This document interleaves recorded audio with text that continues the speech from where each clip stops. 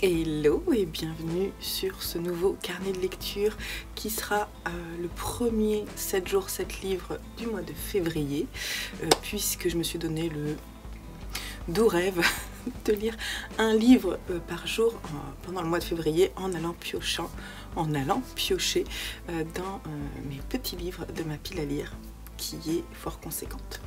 Voilà, j'espère que vous allez bien, bienvenue par ici. On est jeudi matin, donc en fait on est le 2 février. Hier c'était mercredi, le mercredi j'ai rarement le temps de prendre la caméra, de tourner, de venir vous voir et de passer du temps avec vous parce que c'est journée enfant, on va dire entre guillemets, rendez-vous activité. Donc en fait je fais beaucoup d'aller-retour entre je fais de la cuisine, je travaille un peu pour ma boutique, voilà, donc généralement j'ai vraiment très peu de temps. Voilà. Pourquoi je vous prends aujourd'hui en ce jeudi matin pour vous parler déjà du premier livre que j'ai lu.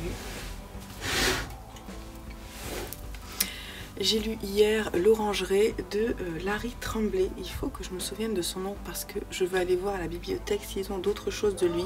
C'est édité à la table ronde. J'ai deux de mes enfants qui sont là parce que ce matin le collège commence plus tard, donc il peut y avoir un peu de bruit, désolé. Donc la table ronde. Alors j'ai voulu commencer par ce livre pour plusieurs raisons. Déjà, un, c'est un livre de la bibliothèque donc j'aimerais le rendre. Deux, c'est un livre d'Amérique du Nord puisque l'auteur est canadien.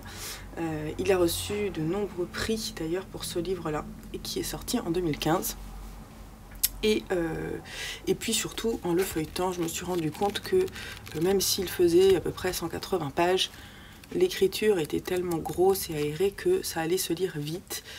Du coup, je l'ai lu en 3 fois hier, entre l'attente à une activité, le rendez-vous chez l'orthodontiste et le soir quand je me suis couchée. Voilà. Donc voilà le premier livre que j'ai lu. Que vous dire de ce livre? Ce fut une claque, je ne m'attendais pas du tout à ça. Vous voyez cette couverture, on se dit, oh là là, bon bah ça va parler peut-être d'une famille, d'enfants, tout ça, avec des lumières, de la douceur. Que nenni!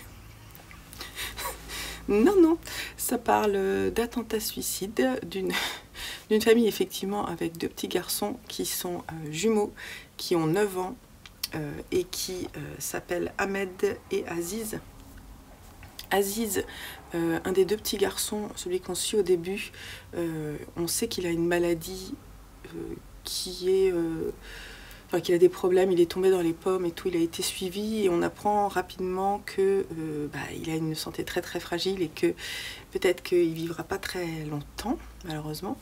Ahmed, lui, il est en pleine forme, ils ont un papa et une maman, leurs grands-parents viennent de mourir, ils ont été retrouvés dans leur maison explosée par une bombe. On ne sait pas trop où on est, il n'est pas clairement dit dans quel pays on est. Mais bon, on imagine bien qu'on est au Moyen-Orient et que c'est un pays qui est, voilà, qui est fort imprégné des...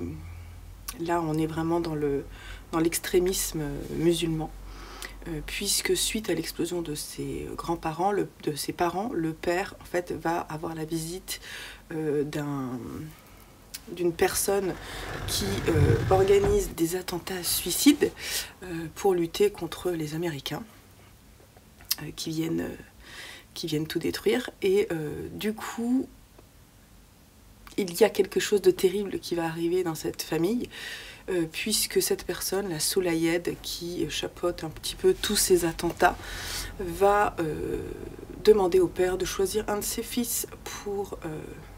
se sacrifier pour Dieu. Et donc ils vont en choisir un. Je ne vais pas vous dire qui, quoi, comment, mais voilà. Ce livre, je ne vais pas vous en dire plus que ça. Ce livre m'a laissé sans voix en fait. Je l'ai lu rapidement parce que il m'a happée. Mais je l'ai lu aussi parce que je voulais le terminer. Parce que c'est juste une histoire qui est insoutenable. Alors moi, concrètement, je veux dire qu'il fallait l'écrire, hein, de toute façon. Bien sûr, comme d'habitude, j'ai mal aux pieds. Donc je vous baisse. Donc, fallait l'écrire. Je salue le mérite de l'auteur d'avoir écrit cette histoire, de nous l'avoir amenée à nous lecteurs pour qu'on se rende compte, qu'on comprenne comment ça se passe. Mais qui autorise des hommes à penser qu'à 9 ans, un enfant peut être soldat? C'est juste, y a vraiment de quoi... Ben voilà, c'est un livre coup de poing qui ne peut pas vous laisser indifférent. Moi, ça m'a bouleversée, énervée.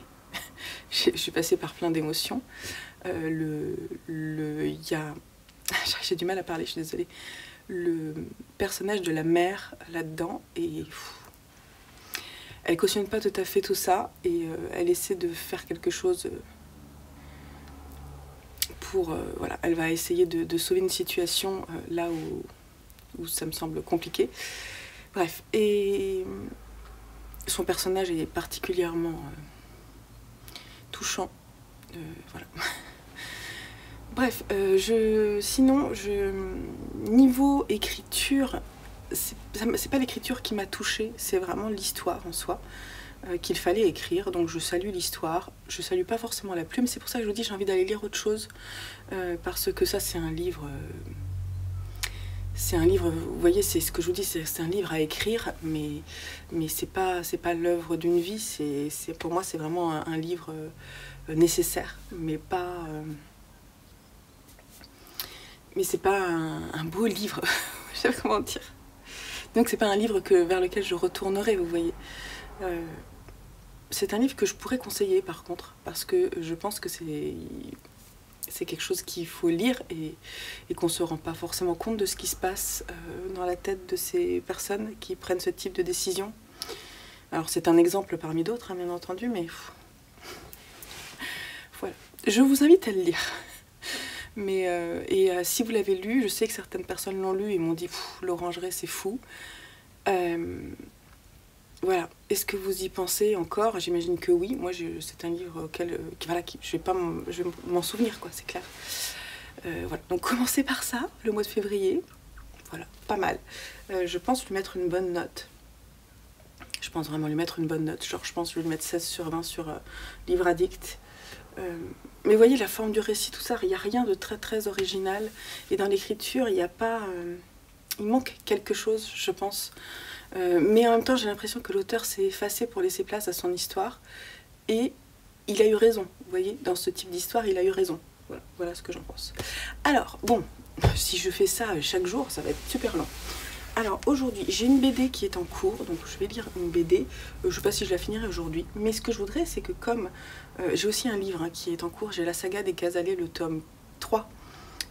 J'ai lu la moitié, mais en fait je le lis petit à petit, et c'est très bien, parce que c'est vraiment un livre qui se lit, qui s'apprécie petit à petit. C'est une saga familiale qui prend son temps. Donc là, j'aimerais me choisir un livre pour aujourd'hui, sachant qu'aujourd'hui je travaille, hein, donc il ne me faut pas un gros livre. Donc je vais choisir et je vous retrouve. Bon ben, je crois que ça a été très très rapide, j'ai pris tout de suite. Donc ce sera Neige de Maxence Fermine chez Point, qui est un cadeau de ma chère Anne-Marie qui m'offre souvent des livres. Et ben, ça sera parfait, trop contente. En plus on est dans le sujet, donc puis alors il est vraiment extrêmement court. Parfait. Donc on se retrouve un peu plus tard, peut-être aujourd'hui ou plus tard pour mon avis sur Neige de Maxence Fermine.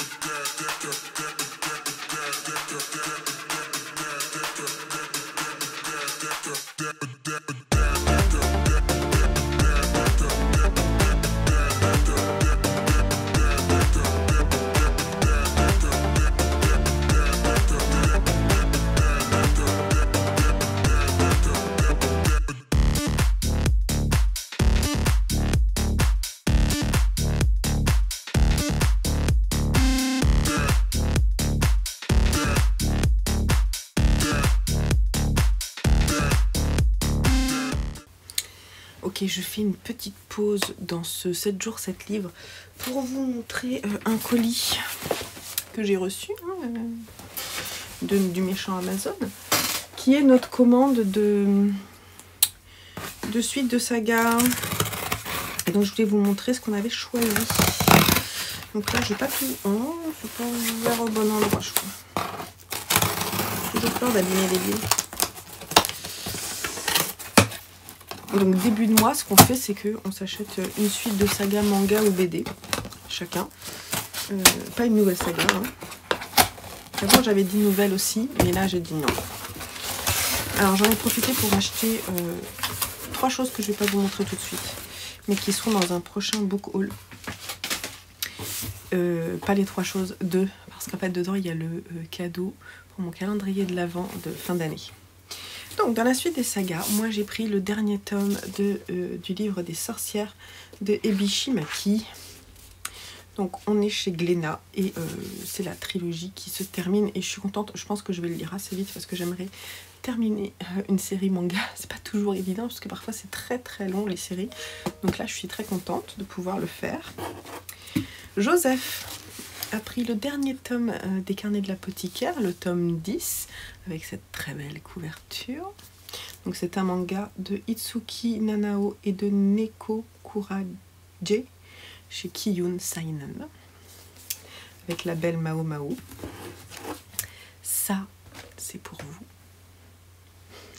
Je vous en parle très vite.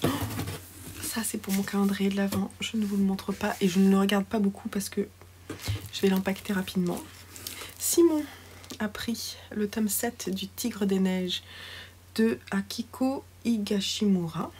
Donc on est chez le Lézard Noir. Et moi en fait, je me souviens plus, je pense que je vais tout reprendre depuis le début prochainement. Mais c'est un super manga dans un plus grand format, vous voyez, quand vous regardez le manga, on est sur un format un peu plus grand. Et c'est trop cool. C'est une mangaka. Et Lulu a pris le dernier tome qui vient de sortir, le tome 6 de My Gossip's Library de Mitsu Izumi chez Kiyun Kitsuna. Tiens, c'est une belle segmentation ça. Kitsuna c'est pour les enfants, je ne sais pas. Voilà, donc trop cool, on les a tous. Celui-là il est sorti là, genre hier. Trop contente. Et là, j'ai quelque chose qui est très cool aussi. Voilà, mais là je vous montre pas. Donc je vous laisse là. Il faut que je vienne vous parler. Hier j'ai fini mon petit roman là, Neige de Maxence Fermine. Et j'ai lu aussi une BD de Mathieu Bablé. Donc il faut que je vienne vous en parler après là. Il fera nuit mais c'est pas grave, je viendrai vous papoter de ça. Et puis là, j'ai commencé tout à l'heure rapidement Interférence de Yos, qui est cubain. Et voilà, donc j'ai lu juste le début, donc je peux pas trop vous dire ce que j'en pense. Voilà, je vous laisse là. Allez, à plus tard. Ok, vendredi, fin de journée. Donc avant de me poser pour lire Interférence, parce que je l'ai pas du tout avancé aujourd'hui, on va parler de cette petite pépite qui m'a été offerte par Anne-Marie, que je remercie. J'ai l'impression qu'on a reparlé déjà. Bon, si je l'ai fait, c'est pas grave. J'ai adoré. C'est très très poétique. C'est un récit très très court qui doit faire 90 pages. Écrit vraiment très très gros. C'est une ode au haïku. À cet art japonais du vers en 3... un court poème composé de 3 vers et de 17 syllabes, pas une de plus. C'est une ode aussi à la pureté de la neige. En fait, on va suivre le personnage de Yuko, qui vit avec son père et qui en fait tombe en amour de la poésie, notamment du haïku, et qui décide d'écrire des haïkus. Donc il a 16 ans, 17 ans quand il commence à écrire ses haïkus. Et il est très inspiré par Basho d'ailleurs, que j'avais lu moi et que j'avais beaucoup aimé. Alors ça m'a fait sourire parce que du coup j'avais la référence. Et en fait, lui, il est très inspiré par la neige. Donc il est dans le nord du Japon, et on va dire que 6 mois de l'année, c'est sous la neige. Et il va passer seulement les mois de neige à écrire un haïku par jour. Et il va être remarqué par le poète de la cour Meiji. Et en fait, il va être remarqué, il va lui dire c'est très très beau, mais alors toi tu ne peins, tu n'écris que sur le blanc. Et en fait, pour devenir à ma suite, pour devenir à ma suite le poète de la cour, il va falloir que tu apprennes à écrire sur la couleur. Et il va en fait l'inciter à aller voir son propre maître à lui du haïku, qui s'appelle Sosheji, qui est à l'autre bout du Japon. Et donc Yuko va accepter, bien qu'il soit un peu réticent, il va accepter d'y aller. Et il va tout faire à pied, en fait, et il va passer par les montagnes. C'est écrit, ce voyage-là est écrit en quelques pages. Et il va rencontrer quelque chose sur son passage, j'ai pas trop envie de vous en dire plus, quelque chose qui va l'éblouir, il va tomber en amour de cette chose qu'il aperçoit. Et il va rencontrer Sosheji, et cette chose qu'il a aperçue est en relation avec l'histoire de Sosheji. Le livre est construit en 3 parties. La seconde partie raconte l'histoire de ce maître de haïku, qui est très très belle, puisqu'il est tombé amoureux d'une funambule. C'est très poétique. On parle des couleurs, en quelques mots, il arrive... En fait, c'est la force de ce livre très court, c'est d'avoir réussi à faire transparaître la beauté de l'art du haïku en quelques pages, à travers l'histoire d'un jeune apprenti poète. Et j'ai trouvé que le pari était extrêmement bien réussi. J'ai adoré, vraiment, c'est très très beau. J'ai mis 16 ou 17 sur Livre Addict parce que c'est vraiment un coup de cœur. Anne-Marie, je sais que tu passes par là, merci beaucoup parce que je ne sais pas si tu l'as lu, mais je pense que oui. Et ouais, c'était vraiment, merci de m'avoir fait découvrir ça. C'était le bon moment pour moi de le lire, parce qu'en plus c'était très court, donc c'était agréable. Les journées où je travaille, c'est pas forcément évident de lire un jour un livre. Donc là, c'était super, et en plus, avec une très belle écriture et une découverte de plumes. J'ai noté un autre livre de Maxence Fermine, du coup, dans ma wishlist, parce que j'ai envie d'aller voir ce qu'il a pu écrire d'autre. Il est assez bien noté sur Livre Addict. Voilà, donc si vous en avez un autre à me conseiller du même auteur, n'hésitez pas. Et je vous parle d'un 3e livre, c'est un roman graphique, de Mathieu Bablé. C'est Shangri-La, c'est difficile à lire. On est où 619, Ankama, c'est ça, hein? Je crois que c'est la même collection que pour Carbone et Silicium, que j'ai découvert il n'y a pas très très longtemps, et qui a été un de mes coups de cœur BD de l'année dernière, côté science-fiction. Alors là, on est clairement dans les mêmes vibes. On ne parle pas d'intelligence artificielle, on est à des milliers d'années après notre aujourd'hui.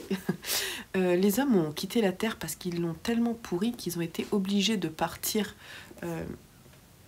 très très loin. En fait, ils sont sur Tianzhu, qui est une exoplanète, une autre planète qui a été créée pour accueillir les humains, voilà, en attendant que la Terre peut-être puisse à nouveau se régénérer et accueillir à nouveau d'autres humains. Tianzhu, on consomme Tianzhu, on regarde des informations Tianzhu et tout le monde est bien content. Mais en fait, tout ça, il y a une rébellion qui gronde et qui veut faire comprendre qu'il y a des choses bizarres qui se passent. D'ailleurs, il y a des choses très très étranges qui se passent, puisque sur Tianzhu, ils décident de créer une nouvelle planète,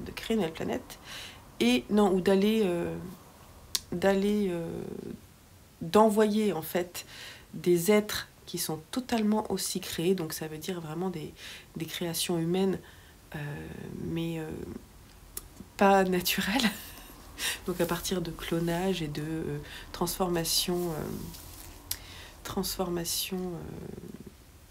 comment on dit?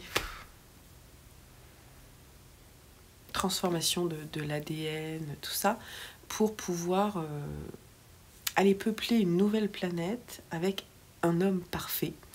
Donc ils vont annoncer ça sur Tianzhou. Le truc, c'est que la rébellion va vraiment grossir parce que les personnes qui habitent sur Tianzhou ne comprennent pas pourquoi ce ne sont pas elles qui vont sur cette nouvelle planète qui potentiellement pourrait accueillir tout le monde. Donc la rébellion gronde. Sur Tianzhou, les forces en place qui ont instauré un système qui, somme toute, pourrait aller, en fait, est fragilisé. La rébellion est elle-même fragilisée et on va suivre 2 frères, c'est ça, surtout un, je ne sais plus comment il s'appelle, hein, c'est pas très... York, je ne sais plus comment il s'appelle. C'est lui, là, qui est engagé, en fait, il est engagé par le gouvernement de Tianzhou pour aller vérifier quelques satellites qui ont des soucis. Par exemple, certains se retrouvaient vraiment très très abîmés, tout ça. Et lui, il va voir ces satellites et puis il fait ses rapports. Mais il voit bien qu'il y a des trucs qui sont bizarres. Et en fait, petit à petit, il va rejoindre la rébellion. Mais il va se poser des questions sur le fonctionnement aussi interne de la rébellion. Donc en fait, ça parle vraiment de politique dans un univers qui potentiellement pourrait exister demain. Là où j'ai trouvé que la réflexion sur l'intelligence artificielle de Carbone et Silicium, moi, m'a marqué parce que j'ai trouvé que c'était très bien fait. Puis on allait toujours dans le futur en voyant vraiment la décadence de la Terre. Là, on est déjà sur une Terre qui n'existe plus. Enfin bon, je vous dis pas tout. En tout cas, ils la voient, mais ils peuvent plus y retourner parce que ils la croient toxique. Donc, on est sur une ambiance un petit peu identique, avec des dessins identiques et... J'apprécie pas particulièrement le dessin de Mathieu Bablé et en plus il est violent. En fait, c'est un dessin qui est violent. Les propos sont complexes puisqu'il parle souvent de politique, de la remise en question, de la révolution entre guillemets, de ne pas se laisser aller dans le système qui nous est offert et de toujours le remettre en question. Là, j'ai trouvé que c'était trop long. En fait, moi, j'ai trouvé que c'était trop long. J'ai pas trop apprécié, enfin beaucoup moins que Carbone et Silicium. Je trouvais que c'était intéressant. En fait, si je l'avais lu peut-être avant Carbone et Silicium, je l'aurais plus apprécié. Mais j'ai trouvé que c'était tortueux. Voilà. Ça m'a fait penser aussi un peu à Alain Damasio dans La zone du dehors. C'est ça, ouais. Et le côté hyper politique... des réflexions, des personnages qui sont stratégiques, de comment représenter la révolution, comment faire changer les choses, dans quel sens le faire, est-ce qu'il y a encore de l'espoir, toutes ces questions-là de politique vraiment sociale sont abordées dans cette BD. Et d'ailleurs, dans Carbone et Silicium, un peu moins peut-être, mais quand même. Et là, j'ai trouvé que c'était moins intéressant pour moi. Ça m'a moins parlé, je trouvais ça un petit peu laborieux parfois. Mais je vous la conseille quand même parce que voilà, c'est quand même plutôt chouette. En science-fiction, en BD, je pense qu'on peut dire que Mathieu Bablé est quand même une référence. Et j'ai quand même bien aimé, hein, mais c'est beaucoup moins bien que Carbone et Silicium pour ma part. Voilà. Et je trouve que le dessin de Mathieu Bablé est gênant. Des fois, je me dis, mais en fait, il ne sait pas bien dessiner. Ah oui, il y a un truc aussi, je ne vous ai pas dit. Il y a des animaux, il y a les chiens qui sont humanisés. Donc c'est une décision à un moment des hommes d'humaniser les chiens. Et c'est cette relation homme-animaux et jusqu'où on va dans notre relation vis-à-vis de l'animal domestique parce qu'en plus du coup il est hyper brimé, il est harcelé, enfin les chiens sont harcelés globalement, et c'est extrêmement dur. Je trouve que, je sais pas pourquoi il a rajouté ça en plus en fait, je trouvais que c'était super dur, et à un moment le côté animal et dangereux de certains personnages reprend le dessus pour faire comprendre aux hommes qu'en fait ils vont trop loin. C'est hyper violent, mais en même temps le message il est clair quoi. Mathieu Bablé en fait c'est assez violent finalement les messages qu'il passe par ses romans graphiques, et il va très très loin dans ses réflexions, ce que je salue, parce que je pense que dans la littérature graphique française, et voilà, il est hors norme quoi, donc allez-y quand même, mais c'est pas facile à lire. Je sais plus qui disait, ah oui si, c'est Lucie Allu qui disait qu'elle voulait aller lire Carbone et Silicium et qu'elle avait peur d'y aller sur la... Voilà. Donc effectivement, oui, c'est pas des romans qui sont faciles à lire, non, mais c'est des choses qui vont vous remuer, qui vont vous questionner, et moi c'est quand même ce que j'attends en grande partie. C'est vrai que des fois on a envie de lire des trucs un peu plus légers, tout ça, mais là le lecteur est embarqué dans les propos, et on doit prendre parti ou non. D'ailleurs il y a toujours cette ouverture un peu comme Damasio, qu'est-ce que toi lecteur tu peux adhérer comme non adhérer aux propos de l'auteur, mais laisse-moi te donner mon point de vue sur ce que je pense, quoi. C'est ça qui nous donne, et ouais c'est quand même très très intéressant, donc voilà. J'avoue que c'est un auteur que j'aimerais bien rencontrer sur un salon, mais moi j'y connais rien en fait au salon du livre, alors au salon graphique encore moins. Pourtant il y a des auteurs que j'aimerais beaucoup rencontrer, notamment pour les dédicaces dans les BD, c'est tellement beau. Après c'est vrai que, bon, je digresse, hein, mais allons-y gaiement. Par exemple, faire des dédicaces de livres dans des romans, je sais pas, je vois pas trop l'intérêt d'attendre une demi-heure, 1 heure pour avoir un petit gribouillis, pas forcément oser parler à l'auteur, parce que je saurais pas forcément quoi dire en 2 minutes à quelqu'un pour résumer ce qu'il peut me faire ressentir. Ouais, je pense que ce serait difficile. Moi, je préférerais aller dîner avec lui et pouvoir papoter toute la soirée. Donc non, je crois que je serais frustrée, je serais mal à l'aise, et en fait, ouais, je sais pas, c'est pas un truc qui me tente. En revanche, côté graphique, le temps que la personne dessine, je pense qu'on a largement le temps de discuter avec la personne, lui parler de ce qu'on a aimé, tout ça. Et ouais, je sais pas, je trouve que... Je sais pas ce que vous en pensez. Voilà, c'était une petite réflexion du soir. Bon, il faudrait que j'arrête parce que Interférence, je ne lirai jamais ce soir. En plus, comme je suis crevée, je risque de m'endormir tôt. Mais je vais essayer. Et puis, c'est pas grave, parce que là, je vous ai déjà parlé de 2 livres. Donc, en fait, finalement, ça me donne un peu une bulle d'air pour mon prochain livre. Mais voilà, trop contente quand même de mes lectures. Trop cool. Donc là, je vais m'immerger dans Interférence qui...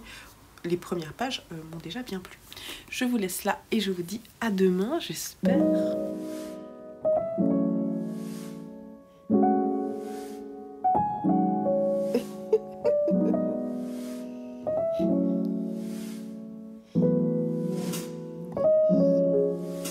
Et mon chat, il est tout noir. Tiens, c'est ça.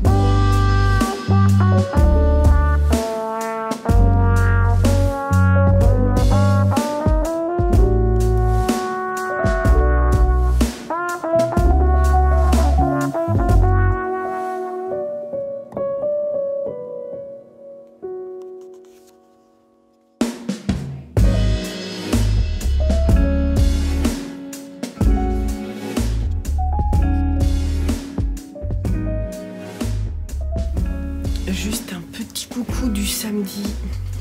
HS. Le rhume, ça n'arrête pas de couler. Donc j'espère que je ne vais pas devoir me moucher pendant cette petite séquence. Ce matin, j'ai fait du gros tri dans tous les jeux pour enfants. Parce que c'était le bazar.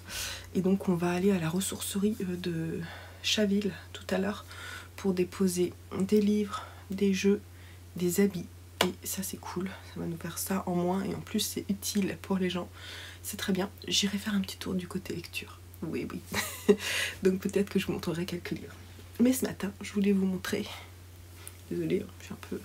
Je voulais vous montrer une commande que j'ai reçue d'un petit cadeau que je me fais pour février et mars. Je vais vous expliquer.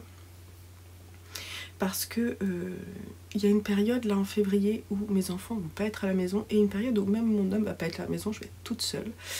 Et du coup, bah, je vais m'occuper, hein. Enfin, je m'inquiète pas. Mais j'avais envie de me cocooner. Et du coup, j'ai fait une commande à la dernière pièce qui est donc cette boutique en ligne, je vous mettrai le lien en dessous, de vente de puzzles. J'ai cherché un peu ailleurs si je trouvais des choses différentes et j'ai trouvé un autre site, mais en fait j'ai trouvé que c'était pas si bien, un peu trop conceptuel et j'avais envie d'un truc mignon, cocooning, tout ça. Donc je vais vous montrer ce que j'ai pris. J'en ai pris deux parce que bah, les frais de port il faut quand même les rentabiliser, donc j'en ai pris deux, comme ça je me suis fait une commande. Il y en a un qui est parfait pour la février et un qui sera parfait pour mars ou avril ou le printemps. Donc on va ouvrir ça ensemble. Je suis trop contente. Et j'ai retrouvé plein de puzzles ce matin. Et je vous montre ma collection. Et surtout, il faudrait que je les construise, voir parce que j'ai retrouvé des pièces aussi ce matin. Donc il faudrait que je fasse le point sur ceux que je veux garder et ceux que je ne veux pas garder. Mais avant, il faudrait que je les refasse. Donc ça sera pas pour tout de suite. Mais en fait, je pense que je vais... Ou alors je vais les compter, les pièces. Et je ne sais pas comment je vais faire. Mais en fait, les pièces que j'ai retrouvées, c'est des pièces qui ne veulent rien dire. Peut-être que des couleurs, peut-être derrière.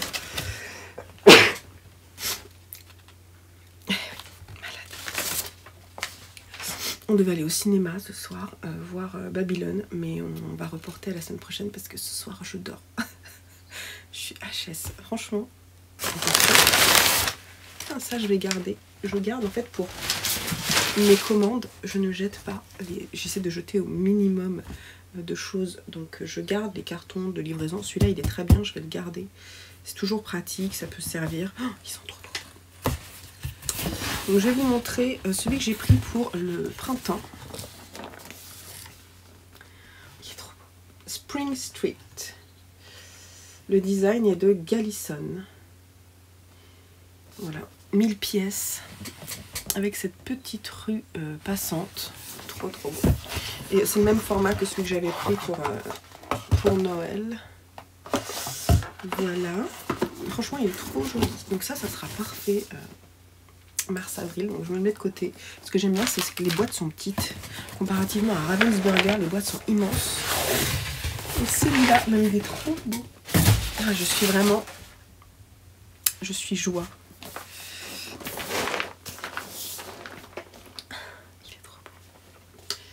Voilà, des puzzles. Alors ça c'est jour férié, les beaux jours du puzzle. Ça c'est Made in France, éco-conçu, sans plastique. Et c'est, il y en a d'autres sur puzzlejourférié.com. Donc en fait ils sont revendeurs d'autres marques. Et juste je l'enlève. Oh, regardez comme il est trop beau. Franchement ça je suis très contente de pouvoir le faire. Et merci, il n'y a pas de plastique dans celui-là. Il n'y a pas de sachet plastique. Il est vraiment très joli. Et je vais m'éclater. Mais pour le moment, je vais le remiser par devant moi.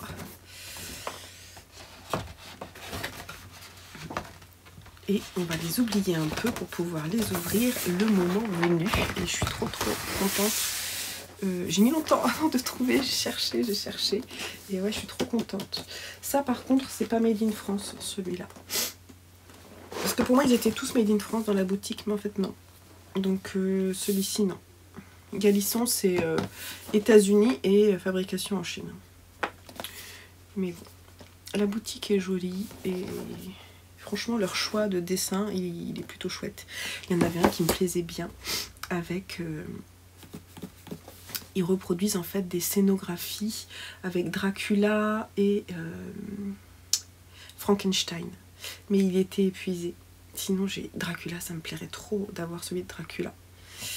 Peut-être pour Halloween, je me l'offrirai s'il est réédité. Mais en tout cas, voilà ma petite commande de puzzle. Trop contente. Voilà. Sinon, j'ai fini Interférence, je vous en parle un peu plus tard. Et j'ai décidé... Alors ce matin, j'ai commencé à lire Des souris et des hommes de John Steinbeck dans la belle collection. Vous avez vu, je vous ai mis quelques images. C'est trop bien. J'ai lu le chapitre 1, c'est trop bien. Je pense que c'est les... Alors on m'a posé la question si c'était la version intégrale, mais je pense que oui. Parce que quand c'est pas spécifié, je pense que c'est la version intégrale, mais je me trompe peut-être, mais franchement, le texte il est assez court. Et les dessins, mais c'est extrêmement beau, extrêmement beau. Et j'ai décidé de lire aujourd'hui Sommeil de Haruki Murakami. Je me fais des plaisirs en ce moment. Il va être très bien aussi à lire. Et puis je vais essayer d'avancer. Confusion parce que Sommeil, je pense que ça va être lu rapidement. Donc cet après-midi, ressourcerie, ensuite repos. Et voilà, donc c'est un week-end repos de toute façon. Donc je vous laisse là et je vous dis à plus tard. Hello. Bon, de retour de la ressourcerie, on a trouvé pas mal de petits trucs. On a déposé beaucoup de choses. J'ai trouvé 3 livres, je vous les montre. Si Pichoun veut bien. Tu te pousses de la lumière, Pichoun. Viens, va par là. Donc j'ai trouvé celui-ci qui était dans ma wishlist en bon état, franchement. Donc c'est un classique, hein, de thriller, terreur, fantastique. Tu penses que ça va me plaire, Pichoun? Ouais. Donc ouais, je suis trop contente de l'avoir trouvé parce que j'avais envie de la voir. Les 2 suivants sont pas dans ma wishlist, mais en fait c'est les auteurs qui m'ont trop tenté. Donc Bariko parce que voilà, j'ai eu La jeune épouse il n'y a pas très longtemps et Soi, et j'en ai d'autres dans ma pile à lire, mais elle était trop belle cette édition Gallimard, donc j'ai craqué, j'ai pris. Après ça coûte 50 centimes à la ressourcerie les livres, hein. Et puis Julie Zé, j'avais lu d'elle La fille sans qualité l'année dernière, qui était un gros bouquin aussi édité chez Actes Sud, qui m'avait beaucoup plu, bien que c'était pas forcément une lecture évidente. Et là, elle a fait de la science-fiction. Parce que l'autre, c'était pas de la science-fiction, hein, c'était plutôt un essai philosophique, un peu à la façon, en fait, c'était inspiré de L'homme sans qualité, de... Comment il s'appelle, hein, voilà. Ah zut, j'ai un trou, bon, c'est pas grave. Et donc du coup, j'avais envie, du coup je me suis dit, déjà cette couverture est extrêmement belle. Et puis découvrir la science-fiction avec ces mots. Écoutez, je vous mets la 4e de couverture, ça se passe en 2057. J'ai quasiment pas lu la 4e de couverture, donc du coup je suis tentée, voilà. Je me suis fait un petit rooibos vanille et maintenant c'est repos parce que je suis vraiment pas trac. Il tire son gras, il fait... Pim, pim. Mon pochon. Mi-firte. Le pouvoir du coussin ultime.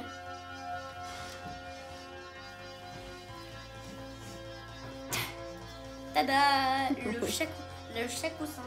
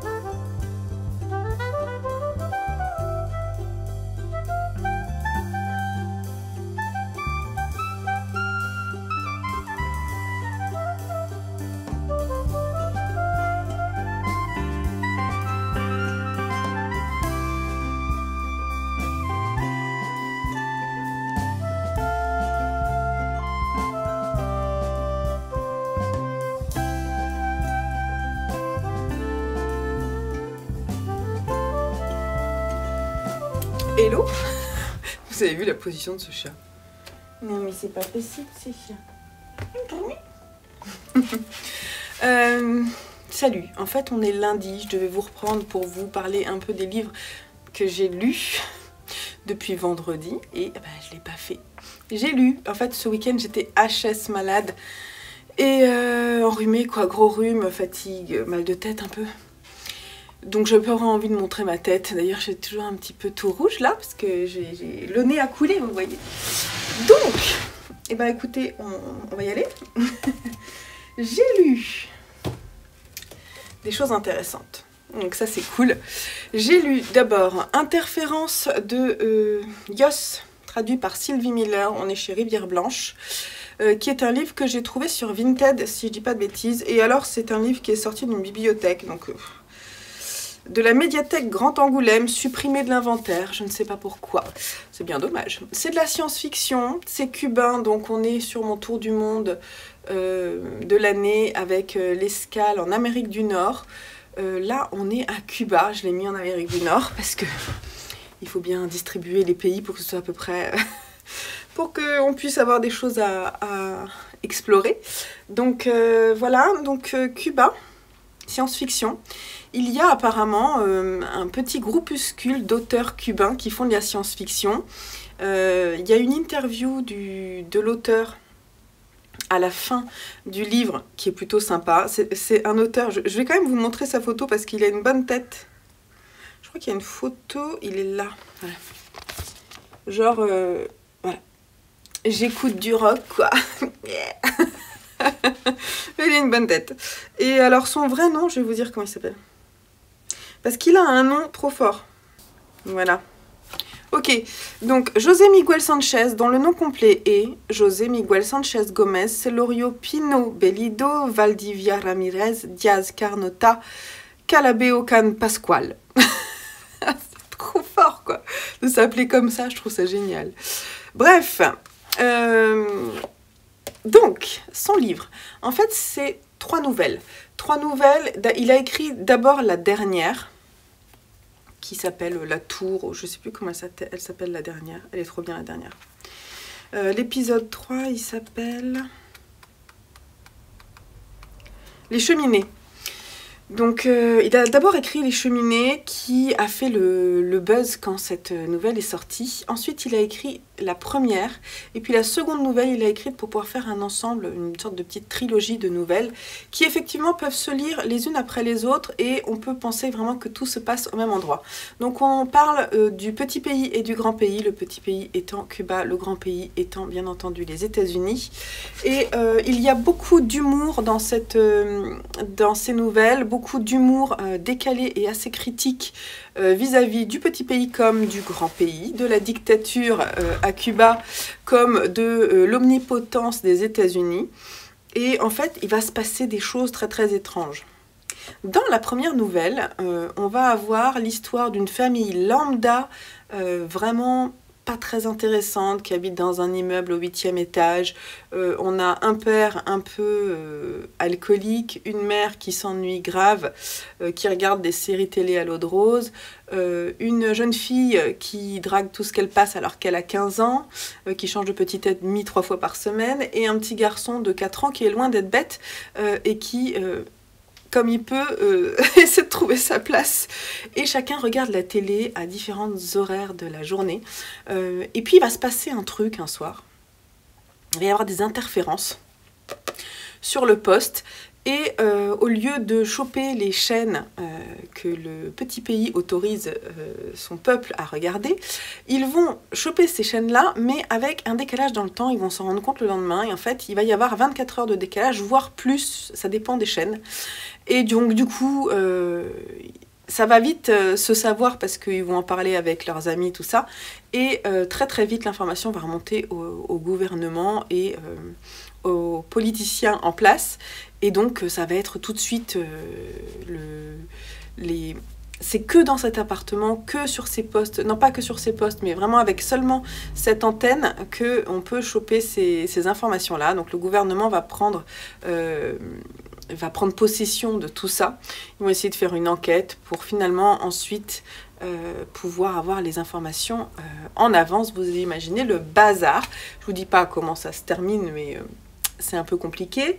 La seconde partie, c'est les pièces. Ah oui, c'est des personnages. Les personnes se transforment en objets du quotidien. Par exemple, une femme est retrouvée et puis en fait, on la reconnaît, mais elle s'est transformée en fenêtre. Et une autre se transforme en appareil, un outil en fait. Et ce sont des objets vivants. Et quand on les met ensemble, parfois ils s'assemblent. Mais en fait, ça va vraiment... il va y avoir comme une histoire d'épidémie tout autour de ça qui va faire flipper tout le monde. C'est pareil, le dénouement est assez terrible. Et puis le dernier, c'est une histoire de tour pour la production de boulons, un truc comme ça. Et en fait, ce sont 2 tours qui sont juste à la frontière entre le petit pays et le grand pays. Enfin, vraiment pas à la frontière, mais entre les deux pays. Et en fait, c'est à qui aura la plus grande tour. Et donc, ils vont jusqu'à faire des tours qui sont beaucoup plus hautes que toutes les montagnes du monde, jusqu'à ce que ça aille beaucoup trop loin. Voilà. Donc, franchement, c'était chouette. J'ai bien aimé. C'est pas un coup de cœur de science-fiction, mais c'est à lire, hein, franchement, allez-y. Je trouvais que c'était assez original. Il y a un truc qui est important, c'est qu'il disait que ce recueil de nouvelles n'a pas été publié à Cuba parce qu'il n'a pas été autorisé à la publication. Voilà, où l'on en est. Je ne sais pas si depuis ça a été le cas, mais ça m'étonnerait. Voilà, donc du coup, c'est intéressant d'un point de vue politique, je trouve, de voir que les auteurs peuvent écrire et décrier leur propre système politique et en même temps continuer à s'exprimer, notamment dans le fantastique et la science-fiction. Je vous le conseille, vraiment. Ensuite, j'ai lu cette petite pépite d'Haruki Murakami, Sommeil, qui est illustrée, donc là c'est la collection 10-18 qui est une très belle collection, et c'est illustré par Kat Menchik. Je vais juste vous montrer quelques illustrations très très belles. Alors c'est une petite nouvelle dont je vous dirai pas énormément de choses, elle fait moins de 100 pages. On y parle d'une jeune femme qui est dans une vie de couple assez lambda, une vie pas que de couple, une vie de famille, et elle s'oublie dans son quotidien, et un jour en fait ce qui se passe c'est qu'elle ne dort plus, elle n'éprouve pas de fatigue, mais elle constate juste qu'elle ne dort plus, et au moment où elle se rend compte qu'elle ne va pas dormir, qu'elle n'a pas sommeil, elle décide d'ouvrir le livre qu'elle a lu quand elle était plus jeune, qui est Anna Karénine, et elle relit Anna Karénine. Au début, quand elle le relit, elle n'éprouve pas grand-chose, elle est étonnée de ne pas ressentir la même chose que quand elle le lisait quand elle était plus jeune. C'est marrant parce que je me suis resituée, parce qu'Anna Karénine, je l'ai relu l'année dernière, et voilà. Mais en même temps, elle va le lire, elle va le relire, elle va le re-relire, elle va lire d'autres choses. Et donc, en fait, ces nuits, elle les passe à lire. Elle se balade aussi, elle marche. Et en fait, le fait de ne plus dormir va lui offrir une liberté qu'elle ne pensait plus connaître et un moyen de penser par elle-même qu'elle avait oublié, en fait. Elle va regarder sa relation amoureuse et sa relation filiale différemment. Et en fait, c'est vraiment une introspection et donc c'est on appelle ça du réalisme magique, c'est-à-dire qu'on est vraiment dans une histoire qui potentiellement pourrait être une histoire normale, mais il y a un truc qui dérape, il y a un truc qui va pas, quoi. Il y a un truc de l'ordre du fantastique qui va faire tout vriller. Jusqu'où, je ne vous dis pas, mais c'est très très intéressant, c'est rapide, mais super efficace, très bien écrit. Voilà, petit coup de cœur pour cette nouvelle d'Haruki Murakami qui confirme à nouveau cet amour grandissant pour cet auteur. Je suis désolée pour cette lumière qui n'est pas géniale. J'ai lu un manga, le tome 10 de Spy X Family de Tatsuya Endo chez Kurokawa. C'est le dernier de la série pour le moment. Et j'ai beaucoup aimé parce que là, le personnage qui est ici enfant, je me suis demandé qui c'était. Et en fait, c'est Lloyd Forger ici, qui est un des personnages principaux, qui joue le rôle du papa dans cette pseudo-famille d'espions. Et en fait, on va découvrir sa jeunesse et on va comprendre d'où il vient et pourquoi il en est là, pourquoi il est espion pour Westalis et pourquoi il se nomme Twilight. Quel est son vrai prénom, si on va le savoir, je ne sais pas, je vous le dis pas. Et puis voilà, après il y a d'autres histoires avec à nouveau, comment elle s'appelle? Elle est rigolote là. Vraiment, je suis très mauvaise pour me souvenir des prénoms. Anya. On a d'autres histoires d'Anya à l'école. On a aussi un petit encart sur Yor Forger, la jeune femme qui est, comment on dit, qui est une tueuse en fait, tueuse à gages. On a aussi un petit point avec elle qui essaie de se fondre dans la masse des mamans et qui va faire une partie de volley avec d'autres jeunes mamans de la même école que sa fille et elle va toutes les exploser. C'est trop marrant. J'aime beaucoup. Ouais, c'était sympa. C'est vraiment très léger et c'est plutôt chouette. Sinon, j'ai lu et j'ai fini finalement le 3e tome de Confusion. Hier, en fait, j'ai dégommé les 200 pages qui me restaient. Parce que, alors par contre, c'est long à lire. Confusion, enfin la saga des Casalés, ce sont des pages assez bien remplies. Mais écoutez, j'ai beaucoup aimé retrouver tous ces personnages. Effectivement, le titre de Confusion fonctionne bien parce que y a beaucoup, on est en pleine guerre, on est vraiment sur la fin de la guerre.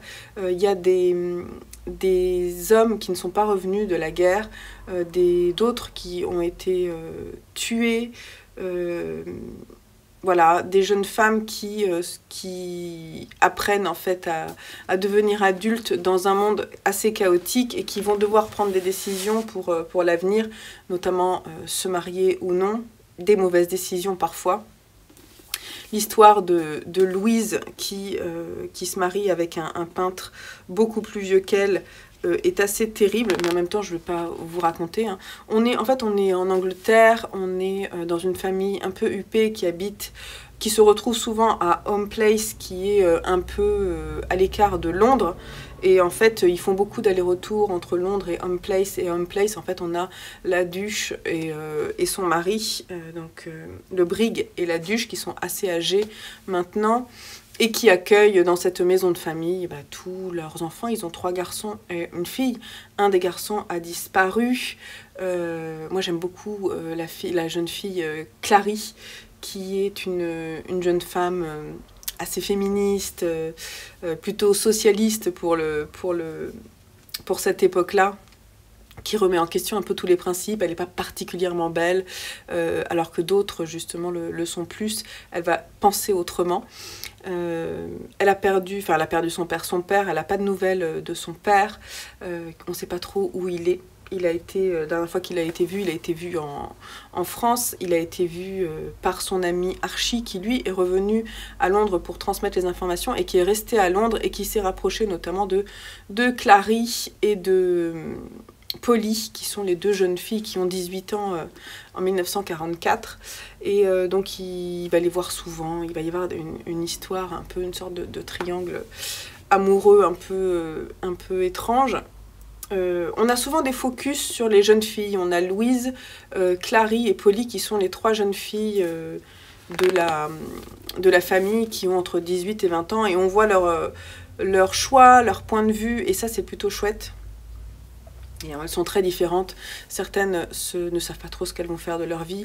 D'autres ne savent pas trop, mais ont déjà compris que peut-être il y avait des choix un peu différents à faire. Et puis d'autres qui s'engagent dans des histoires qui finalement vont les enfermer, les emprisonner. Voilà. Donc j'ai trouvé que c'était plutôt chouette de retourner. Enfin voilà, je me suis attachée à ces personnages. Donc j'y retourne vraiment toujours avec plaisir. Bon après, il faut que ça fonctionne. Hein. Faut que ça fonctionne. Je trouve que l'écriture d'Elizabeth Jane Howard est vraiment très fluide. Malgré le fait qu'il y a beaucoup de personnages, le fait qu'on ait au début comment ça s'appelle, un arbre généalogique au début, là, nous permet en fait de nous repositionner. Elle nous fait toujours un petit résumé au début pour nous expliquer ce qui s'est passé dans le tome précédent. Moi, je le lis pas hein, généralement, mais vous pouvez du coup les lire indépendamment, mais je vous le conseille pas, c'est mieux de commencer par le début. Il y a 5 tomes en tout, donc moi j'aimerais bien la finir cette année, la saga, donc je vais voir comment je vais faire. Et puis sinon, donc là j'ai lu 3 romans, donc c'est pas mal, et un manga. Et j'ai commencé, vous avez vu, je vous ai mis quelques images des souris et des hommes de John Steinbeck. Il est très très joliment illustré par je ne sais plus qui, mais je vous en parlerai prochainement. C'est une jeune femme, c'est superbe. Et le texte est trop chouette, les illustrations sont superbes, je me régale. Mais du coup, je le lis petit à petit pour en profiter parce que c'est vraiment un beau roman illustré. Donc j'adore, donc je prends mon temps. Et sinon, j'ai demandé à Lucien de me dire un numéro parce que vous savez, je me suis fait une liste de mes petits livres de ma pile à lire. Et ce matin, il a choisi le numéro 50 de mes petits livres et on est tombé sur View d'Henri Troya. Donc je suis en train de lire View d'Henri Troya. Donc on est après la Seconde Guerre mondiale, on suit la petite Sylvie qui je crois a 8 ou 9 ans, qui vit avec ses grands-parents qui sont les parents de son père. Son père est mort à la guerre, voilà, comme héros de guerre. Sa mère est partie travailler plus loin, peut-être à Paris, parce qu'elle ne peut pas garder sa fille. C'est ses beaux-parents, les beaux-parents de la maman qui s'occupent de Sylvie. View, c'est le surnom que sa maman donne à sa fille. Et sinon, les grands-parents l'appellent Sylvie. Et c'est une petite fille tout à fait normale qui a des pensées de petite fille de son âge voilà, qui aime la vie. J'ai lu que le premier chapitre, c'est mignon. Je ne sais pas si je lirai tout en une journée. Peut-être je le lirai en 2 jours. Et voilà, je n'ai pas envie de me prendre la tête parce qu'aujourd'hui, je travaille, donc c'est pas forcément évident. Mais c'est pas très très grave. Je lirai peut-être un graphique ce soir, une BD, ça serait sympa, comme ça j'aurai de quoi vous dire que j'ai lu un livre aujourd'hui. Mais de toute façon je m'inquiète pas pour ça, enfin, entre les BD et les romans je lis pas mal en ce moment, et ce petit coup de pied aux fesses là, ça me plaît bien en fait, moi ça ne me stresse pas, ça me donne envie de lire, c'est trop cool.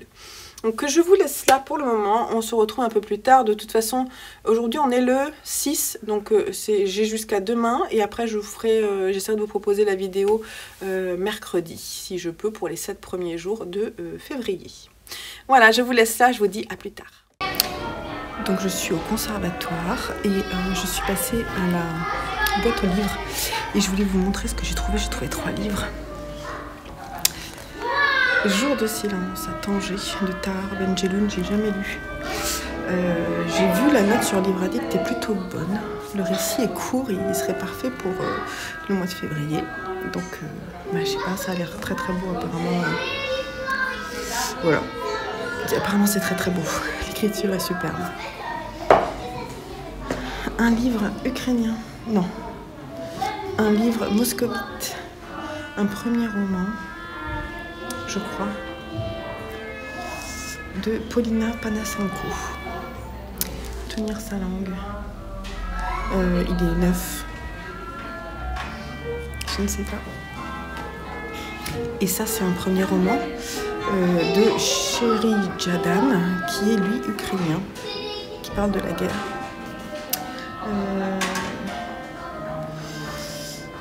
De la guerre dans le Donbass en janvier 2015. Regardez-moi, c'est pareil, je pense pas qu'il ait été lu quoi, il est en parfait état. Donc voilà, j'ai craqué. Est-ce que j'ai eu tort? Je ne sais pas.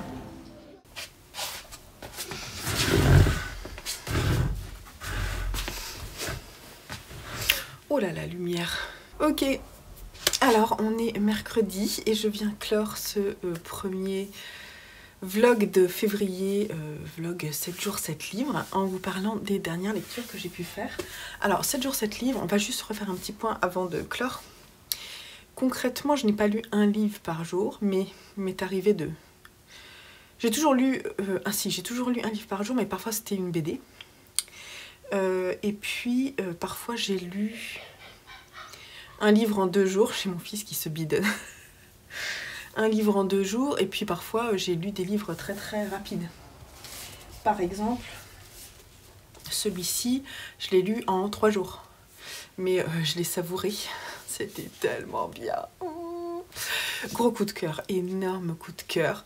Alors, c'est le classique des souris et des hommes de John Steinbeck, qui est revisité dans cette collection, dans l'édition Tichina, puisqu'en fait c'est un roman graphique totalement illustré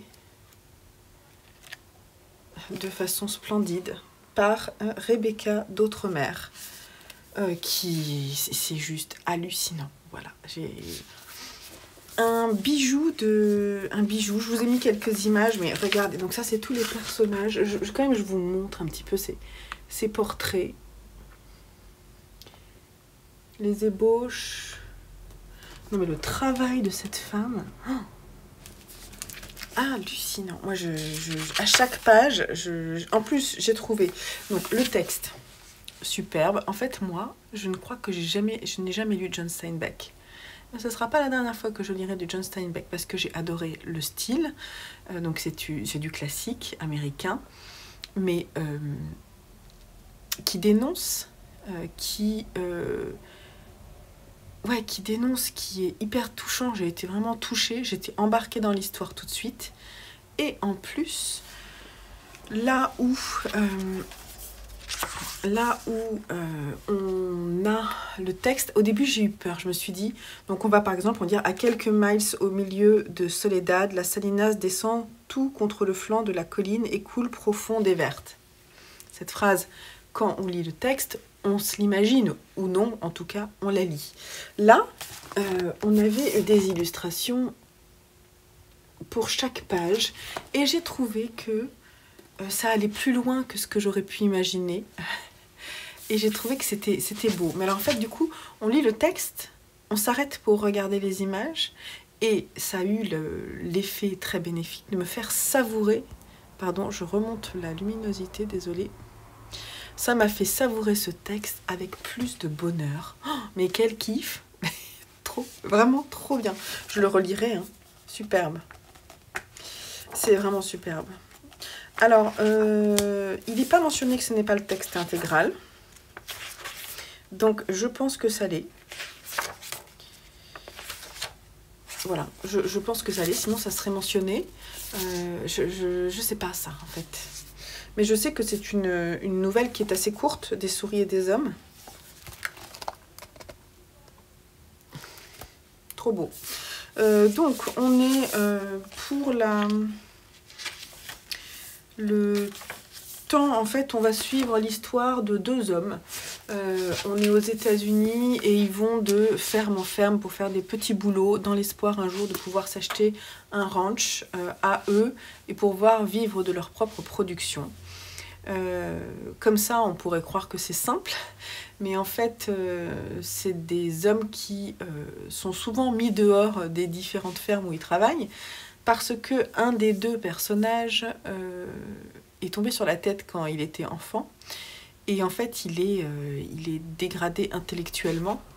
C'est vraiment, il a le QI d'un enfant de 4-5 ans, quoi. Il est immense, assez énorme, donc il est capable d'abattre énormément de travail, ce qui peut être utile là où il se rend. Mais concrètement, ça se passe jamais très très bien. Par exemple, il adore en fait tout ce qui est doux. Par exemple, le velours, les cheveux des femmes. Mais en fait, le truc, c'est que quand il touche, il se rend pas compte de sa force. Et souvent, il fait mal. Et donc souvent, il a des souris dans ses poches. Mais malheureusement, elles sont toujours mortes parce qu'il il les caresse, mais en fait, il les tue, il ne s'en rend pas compte. Ce qui le rend malheureux, ça le rend malheureux. Donc son compagnon, qui n'est pas son frère, au début, j'ai pensé que c'était son frère, mais en fait, ce n'est pas son frère. Donc c'est... comment il s'appelle? Donc on a Lenny et George. Donc Lenny, c'est celui qui est très grand. L'autre est tout à fait normal, bien portant. Et c'est lui qui a pour projet, en fait, qui met de l'argent de côté pour essayer de créer, de rêver, d'aller au bout de ce rêve américain. Et malheureusement, ça ne va pas forcément se passer comme ils le souhaitent. Ils vont arriver dans une nouvelle exploitation où ils vont déjà rencontrer des personnes qui sont en place, notamment un homme et sa nouvelle femme qui est très aguicheuse. Et voilà. Donc en fait, c'est un livre, l'histoire en soi, elle est touchante, parce que ces personnages, ils sont atypiques. Il y a beaucoup de c'est un environnement très brutal, mais il y a beaucoup de douceur et il y a beaucoup de respect, de douceur entre ces deux hommes. Georges qui en fait met sa propre vie de côté pour aider Lenny à survivre, qui est souvent en train de lui dire que ce qu'il fait ça va pas, dit tais-toi, ne parle pas, et en fait ça se passe jamais comme il veut. En fait c'est touchant, c'est émouvant, et voilà, j'ai trouvé que c'était très bien écrit, et voilà, j'ai vraiment adoré. Puis alors cette édition très très belle, le seul désavantage c'est qu'il est lourd, mais on lui pardonnera tellement il est beau. Je me suis fait ce cadeau, j'avais peur en fait, et qu'est-ce que j'ai adoré, vraiment c'est un énorme coup de cœur quoi. Énorme coup de cœur, et je pense que si j'avais lu juste l'histoire ça m'aurait aussi beaucoup plu. Donc je lirai autre chose de John Steinbeck, parce que vraiment ça m'a beaucoup plu. Voilà, très très belle écriture, très belle illustration, tout ce que j'adore, franchement le bonheur. Ensuite j'ai fait une petite pause Picobog avec ce tome qui est le tome 11, L'heure est grave, chez Dargaud. Donc on suit toujours les péripéties de Picobog et de sa sœur Anna avec leurs copains et souvent leur famille. Là on parle beaucoup de la vieillesse des grands-parents. On parle de la vieillesse du grand-père notamment, qui va être hospitalisé. J'ai trouvé que c'était... Alors c'est pas celui qui m'a fait le plus sourire, par contre il est touchant et on sent qu'il y a des choses qui se passent et il se pose des questions sur la vie, la mort. Je trouvais que c'était plutôt chouette. Mais il m'a moins fait rire que les autres. Je ne vais pas déblatérer dessus parce que bien sûr il faut découvrir Picobog si vous ne connaissez pas, allez-y, parce que bien sûr que c'est pour les enfants, mais pas que, parce que la vision notamment des parents, oh non mais j'adore. La vision en fait c'est une vision de l'enfance, écrite par un adulte, qui essaie de se remémorer un petit peu ce qu'il pouvait penser, comment il pouvait penser, les pensées différentes entre les enfants et les parents, voire les grands-parents. C'est très très chouette. Vraiment, j'ai beaucoup aimé. Et puis, j'ai lu... Ah non, ça c'est pour le prochain. Parce que ce matin, j'ai lu une petite beauté aussi. Je découvre avec ces petits bouquins, là, c'est l'éclate, je m'éclate en février. J'ai découvert le premier tome de la trilogie View de Henri Troyat, qui est un roman jeunesse. Donc là, on est dans une parution très old school. Et d'ailleurs, j'ai envie d'avoir la suite dans la même collection dont je suis en train de chercher sur Vinted pour me les procurer. Écoutez, donc on est... C'est un roman classique aussi, Henri Troyat. Enfin, vraiment, c'est un livre qui a été beaucoup lu au collège, voire un peu peut-être même avant, quand on était enfant. Mais moi, je suis passée à côté. Je ne l'ai pas lu, on ne m'a pas demandé de le lire. Et donc, je me suis dit, pourquoi pas essayer de découvrir ce livre que tout le monde connaît, parce que moi, je suis curieuse, en fait, j'ai envie de savoir, même si, voilà, c'est pas du tout, moi, le public, finalement. Finalement, pourquoi pas. En fait, j'en ai parlé avec mon homme, il me dit, ouais, non, l'horreur, moi, j'avais détesté View, c'était vraiment... j'ai pas du tout aimé. Et du coup, moi, je dis, écoute, moi, elle m'a émue, elle m'a touchée, cette petite Sylvie là. Donc on est après la guerre. Sylvie, elle habite chez ses grands-parents paternels. Son père est mort à la guerre en héros. Et sa mère n'est pas avec elle. Elle travaille à Paris et elle revient tous les 4 mois, à chaque vacances quand elle peut, pour passer du temps avec View. Et c'est la bouffée d'oxygène de View parce que même si elle aime ses grands-parents, l'éducation qu'elle a à cette période de sa vie est vraiment très très éloignée de ce qu'elle souhaite. Sa grand-mère est extrêmement dure et sévère, très protocolaire et témoigne de peu d'affection pour elle. Son grand-père est beaucoup plus complice avec elle, beaucoup plus à l'écoute de ses besoins. Mais celle qui gère la maison, c'est la grand-mère. Après, il y a le personnel de maison, la tante qui vient de temps en temps. Sylvie est une mauvaise élève. Alors, c'est pas la pire élève, mais elle aime pas travailler, elle aime pas l'école. Les copines, elle a des copines avec qui elle joue et elle s'entend bien, mais voilà. Après, il y a le poids de l'église, parce que View, elle est obligée d'aller à l'église souvent, elle va tous les dimanches au cimetière sur la tombe de son père, c'est très protocolaire. Elle s'amuse pas beaucoup en fait dans sa famille qui l'héberge, et quand sa mère arrive, c'est une bouffée d'air frais, elle s'enfouit son visage dans les habits de sa maman, l'odeur, ils sont décrits les odeurs, les sensations qu'elle éprouve. Alors moi, j'ai trouvé que c'était extrêmement bien écrit, déjà pour un homme de... Je ne sais pas quand est-ce qu'il a écrit ça, mais il a écrit ça à l'âge adulte, et il a écrit ces sensations qu'on peut éprouver, nous, enfants, dont on se souvient, en fait, quand on le lit, quand on est adulte.